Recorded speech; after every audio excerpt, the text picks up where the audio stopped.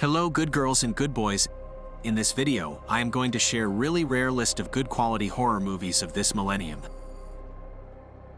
Zach Cregger, the writer and director of Barbarian, has wittily described it as Fincher upstairs, Raimi downstairs.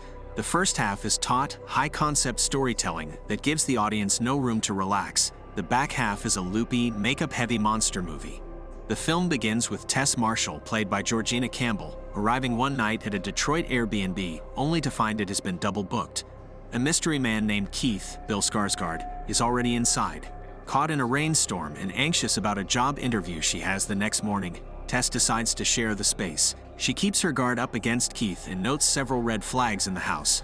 Every detail is loaded with tension, including the glass of wine Keith offers her and the fact that he talks in his sleep, although he graciously insists on taking the couch and leaving her the bedroom. Cregger mines her paranoia, the unsettling feeling that something is not right even as no actual threat presents itself. Get out of there, I wanted to urge Tess during the first 30 minutes, but I also understood the predicament she was in. She doesn't want to appear rude to Keith or dash her chances at making it to the job interview. Her decision to stay is perfectly plausible.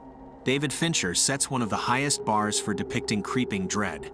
Barbarian doesn't quite clear it, but it certainly offers a masterclass in wringing frights from both graphic violence and the viewer's own imagination.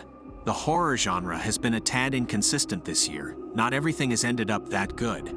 The chances of leaving the theater either disappointed or quite satisfied or very similar, but curiously, the most praised horror films of 2022 are the ones that have most often negatively surprised me. This curse has been fading slightly over time, but it has been difficult to enter the theater with high expectations and end up having those expectations met. Barbarian is another movie in the genre that has been incredibly complimented by the vast majority of viewers so far.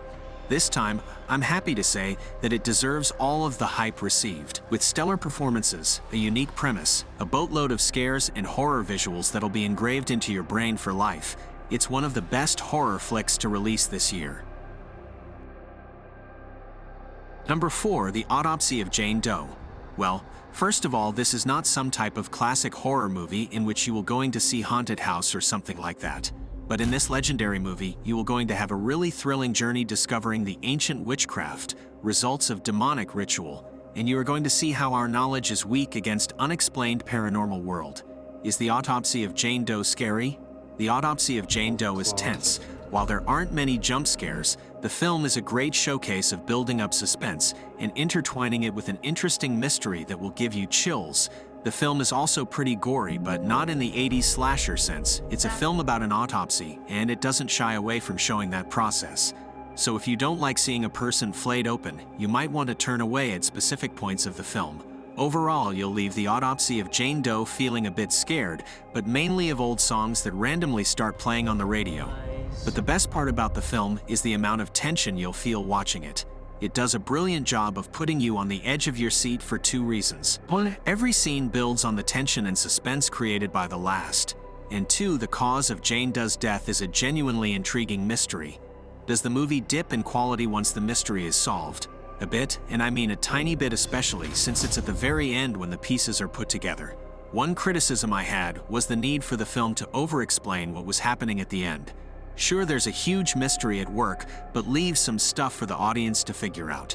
Incredibly brutal without ever being truly gory, The Autopsy of Jane Doe may have some familiar elements throughout, but there is no doubt that it is one of the most stunning and original horror films I have seen in a long time. This film is truly original in many aspects, one aspect being its premise. From such a simple plot, you wouldn't expect something so complex without so much involved. But even as simple as it is, the film makes it work unlike any other, and is truly a great low-budget success. The acting is surprisingly really good as well, with Brian Cox and Emile Hirsch providing terrific performances throughout. There isn't a huge cast, as most of the film focuses on the previous mentioned actors' two characters, but that isn't to say that's a problem. The close and personal atmosphere between Cox and Hirsch makes for some of the film's most suspenseful moments, and its shocking ways of revealing horror without seeing much of it firsthand at all is quite inspiring. The score is often phenomenal, as well as its cinematography and direction, as it not only acts so realistically, but truly feels that way too. There is a few lackluster moments throughout the film, although not many. A cheap jump scare once, a few predictable moments, and a few familiar ones as well here and there. In the end, however, The Autopsy of Jane Doe proves to be one of the most clever and creative horror flicks in recent memory, and I praise it for its appeal of such horrific subject matter, with so little on screen and such a low budget. My rating, 9.5/10. Number 3, Grave Encounter. Fans of ghost hunters and paranormal investigators, you are going to adore this movie.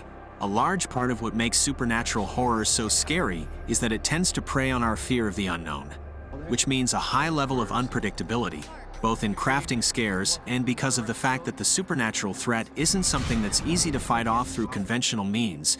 You can't exactly bludgeon a ghost with a baseball bat. After a while, though, haunted houses and ghostly tales can feel recycled, particularly if it's one told through found footage, a subgenre of horror that tends to elicit eye rolls and yawns more often than not these days. With 2011's Grave Encounters, the very setup is one that seems familiar at first, but it quickly becomes clear that filmmakers Colin Minihan and Stuart Ortiz had something a little different in mind, as well as a level of self-awareness. And with the film, they deliver on scares in a big way, because of course the asylum is actually haunted. Otherwise, it really would be like any given episode of Ghost Hunters. They even have minor events that they plan to blow out of all proportion. And my favorite thing is that when stuff really starts to go wrong, their reaction is, okay, let's get out of here. Sure, Lance is all, we're getting something real, but the others are done once they're actually interacted with by some presence. And then the movie kicks up a notch, because when they finally get tired of waiting for the caretaker to let them out and bust down the front door, it just opens onto another hallway. Not only that, but despite it being early morning, it appears to still be night outside. Synopsis: TV series host Lance Preston and his crew of ghost hunting reality show Grave Encounters are filming an episode set around the infamously haunted Collingwood Psychiatric Hospital. They lock themselves in for the night and set about capturing their paranormal investigation on camera. But the further the night wears on, the more their sanity unravels as they realize not only might the place be actually haunted, it might very well be alive. Key players, as the core team that ventures into the haunted asylum. Sean Rogerson plays lead Lance Preston. Ashley Grisco is a cult specialist Sasha Parker. Juan Riedinger plays surveillance operator Matt White. Cameraman T.C. Gibson is played by Merwin Mundesi. And Mackenzie Gray portrays fake medium Houston Gray. Why it's on the list? Found footage films featuring a group of characters poking their nose in the exact spot they shouldn't feel like they're a dime a dozen, right? Luckily, the filmmakers toss subtlety out the window in favor of fun, in-your-face chills that stick their landing. They also know how to stretch their meager budget. The ghosts of past patients in this asylum play a major role in inducing goosebumps. The unique mythology behind the Collingwood Psychiatric Hospital adds a fascinating new layer to typical haunted habitations too. Found footage horror became popular because of its ability to unsettle and terrify, and Grave Encounters succeeds in that department big time. Sometimes you just want a good scare, and this pick scratches that itch. Number 2, Hereditary. Creepy beyond belief, Hereditary is one of those movies you shouldn't describe in detail, because if you do, it will not only ruin surprises but make the listener wonder if you saw the film or dreamed it. The movie sustains a throb of dread throughout its first 90 minutes, and its final 30 are off the rails in the best way. Writer-director Ari Aster structures the tale so that it's hard to be sure if the uncanny events you're seeing are real or figments of the imaginations of the Graham family, a clan cursed both by biblical bad luck and a genetic disposition towards various types of mental illness. Toni Collette stars as Annie Graham, an artist and mother who's coping with the death of her mother while trying to finish an exhibition of dioramas that appear to depict her own family's life and Annie's internal state. Alex Wolff is Annie's oldest child, Peter, a sad-eyed pothead drifting through life. Millie Shapiro plays Charlie, Peter's younger sister, a disturbed 13-year-old with the dead stare of a statue. Gabriel Byrne plays Annie's stoic, kind-hearted husband, Steve, who just wants the family to be happy and struggles to make peace. Although reeling from the death of the family matriarch, who we learn was anything but cuddly, the family is uncomfortable with frank displays of emotion and with anything that might reveal their interiors to one another. Annie tells her husband that she's going off to the movies when she's really attending a grief management circle that meets in a church basement. Peter anesthetizes himself with marijuana. Charlie draws obsessively in a small notebook, and, well, maybe I shouldn't tell you about the things I was just about to tell you about. Maybe it's better if you just experience the story on your own. The deeper that Hereditary pulled me in, the more grateful I was that I didn't know much about it before setting foot in the theater, including what relationship, if any, the plot has to the movie's one-word title. It's not often that a horror movie so dedicated to the low art of the jump scare seems genuinely interested in the wider issues that it raises, but Hereditary is that kind of movie. At times, Aster's film seems to be attacking rationality itself, scraping and scratching and tearing at the thought structures and language we've developed over the millennia in order to live in the world, with the ultimate goal of plunging us backwards in time so that we reconnect with the superstitious cave mind that looked up at the sky when it started to rain and wondered what the tribe had done to anger the gods. The movie's final act raises questions about the verifiable reality of anything you've just seen, but it seems appropriate considering all the attention that the script paid to the idea of the inexplicable.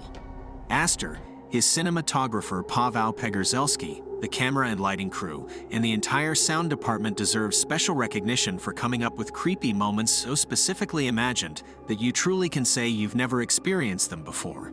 It's been a while since I looked over my shoulder during a movie to make sure something sinister wasn't lurking beyond my sightline, but this film made me do it. For sure, it's God-tier horror movie. Number 1. The Blair Witch Project. Listen. Hear that faint echo of groans and muffled screams in the distance. That's the sound of the Blair Witch Project. They can chill you to the marrow, those screams. But what you're hearing isn't the sound of the legendary Blair Witch who haunts the forest, or the terrified moans of her many victims. What you're hearing is the sound of every filmmaker in the country, from beginner to top of the list, writhing in the throes of deep envy and self-flagellating remorse. If you listen carefully, you can just understand what they're saying. The Blair Witch Project is something of the pet rock of the movies, a clever, original, highly marketable idea that is so obvious and so deceptively simple, it makes everyone who sees it kick himself. That it was made for just $30,000 by two novice filmmakers, writer-director-editors Daniel Myrick and Eduardo Sanchez, and three inexperienced actors who doubled as camera operators, actually shooting the film themselves, only adds to the pain. The brilliant idea. A trio of student filmmakers hikes into the Maryland woods to make a documentary about a local legend, the Blair Witch, who has supposedly haunted the forest for generations, killing children and other curious trespassers. The students don't really believe the legend, but they figure it will make a great film. After 5 days and nights in the woods, however, they disappear, never to be heard from again. A year later, their cameras and film are found buried under an abandoned cabin. As the opening title informs us, the film we are about to see is their raw footage. This is all fiction, but Blair Witch packs such a realistic punch that many early viewers thought it was true. Reportedly, some even volunteered to help search for the missing filmmakers. Who can blame them? The movie is inspired fakery, a grainy, blunt-cut compilation of black and white 16mm film and H.I.8 video footage, to all appearances shot on the fly by inexperienced students. For all its basic cleverness, Blair Witch could use more inspiration in the execution. The middle section, when the filmmakers are lost and arguing among themselves, feels endless, and the performances get stuck in a strident rut. Even at 87 minutes, it would benefit from a few cuts, yet it sticks with you, as much for its old ideas as for its new ideas. Blair Witch may represent the cutting edge of independent filmmaking, but its heart is as ancient and familiar as a Grimm's fairy tale. Three innocents wander into the woods, lose their way, and by the light of the moon, fall prey to a spirit of the forest that eats children. So, that is my God-tier horror movies of all time. Please support me and subscribe to my channel, like this video, and comment what genre should I do next. Thank you. Goodbye.